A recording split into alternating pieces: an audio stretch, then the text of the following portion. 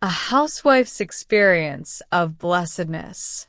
The silence of Clara's house was a heavy blanket, a stark contrast to the busy noise of the city outside.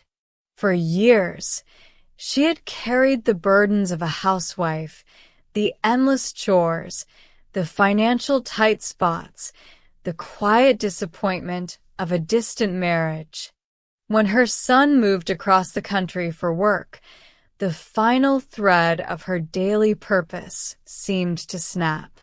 She was lonely, feeling like a boat adrift in a sea of unending trials.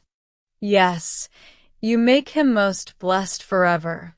You make him glad with the joy of your presence.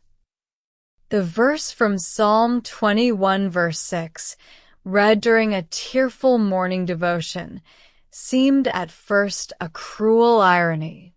How can I be most blessed? She wondered, staring at the dust motes dancing in the morning sun. My life feels like a trial.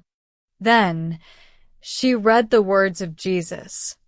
Blessed are those who mourn, for they will be comforted. Rejoice and be glad. And the words of Peter.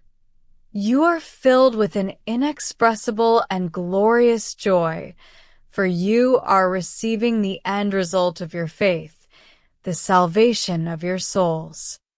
It was a revelation, a sudden, bright crack in her darkness. The blessing wasn't a promise of an easy life, but the presence of God in her difficult life. The joy wasn't dependent on the absence of sorrow, but on the certainty of her faith, a faith of greater worth than gold. She wasn't blessed because she had no problems. She was blessed because, through her belief in God, she was not alone, and she possessed an inexpressible and glorious joy that transcended her circumstances. Clara stood up, feeling a lightness she hadn't known in years. She was still a housewife, still facing trials, but she was no longer adrift. Her faith, refined by the fire of loneliness, had given her a new kind of joy, a quiet, powerful conviction of salvation.